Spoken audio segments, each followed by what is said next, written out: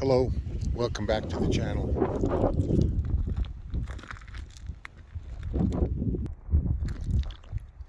Now this is the first video in a series of videos that I'm going to be making for prospecting out here in the Great Basin.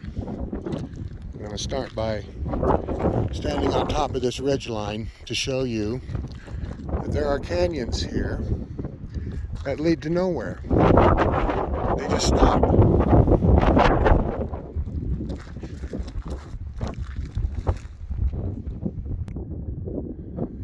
Let's look down and see what's on the ground here. A lot of fractured rock. Piece of quartz.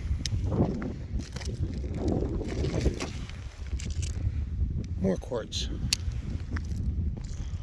Good indication. Doesn't especially have a good color to it. And it's definitely fractured. It's not rounded rock at all. Now this quartz, that's a real good indication, as we all know, that gold's present. But everything else doesn't look good, especially the color of that dirt. It's brown.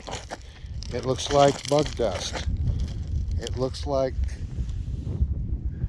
doesn't look like the kind of dirt that contains gold. So you might walk by this and not test it or sample it. And we're right here on top of a ridge line, and everybody knows the gold is down in the bottom of the canyons where the drainages are, right? That's common sense.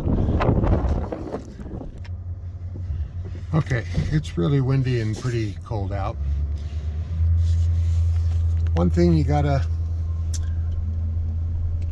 do to be successful out here is, if you have a lot of experience mining and everything you've learned about mining, placer mining I'm talking about, you have to set it aside. It's not that it doesn't apply here, it sometimes does, but for the most part, out here in the Great Basin, this is a completely different kind of gold deposit than anywhere else in North America. Now, you mostly wouldn't look for gold up here on top of these ridge lines. It wouldn't be a common sense place to look for gold. Well, that's where you'd be wrong. One of the ways I like to look where other people have been, like I'm here at these big phone poles, is the auger brought this stuff up. And look at the iron-rich color of this material that was augered up off the top here. And we have a lot of semi-rounded fractured rock, all smoothed off. Okay, looking down the canyon, I'm looking south, and if you notice, the pine trees, they grow in the little feeder canyons off the side of the mountain. All these little canyons, this alluvial, is like corrugated metal. And you got to consider the water current that reconcentrated the gold didn't come from up on these mountains and wash down all these little canyons. Now, the runoff did that. There's probably some concentration due to that. But the real concentration of gold came when all this water drained and created all these corrugations, with water current flowing from the south all the way to the north. And how do I know that?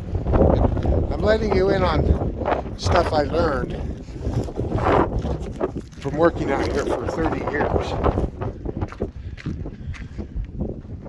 Now notice how there's no trees over there. And there's a big flat patch with literally nothing but straw grass growing on it. And there's bedrock outcrops right there. That proves what I'm going to be telling you about the concentration of the gold here. So if you stay in tuned here, or go over to the Gold Rush Great Basin Gold Camp that I'm starting a camp. Oh, look at the deer. Can you see them? Let me zoom in there.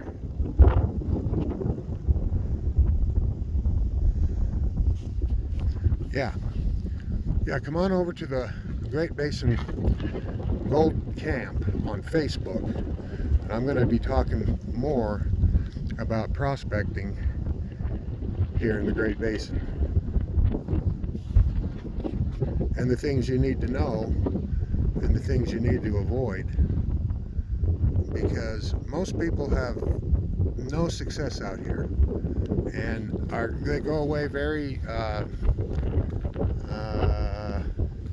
I don't know, depressed because they couldn't find gold, and they try to use conventional methods and conventional thoughts here, and there's nothing wrong with that. That's what you come with, but then you find out it doesn't necessarily apply. So if you stay tuned, I'll be telling you more of my secrets that I've learned in the Great Basin on how to find easy gold, because there's lots of it out here, and you just have to follow along and I'll show you. Thanks for watching.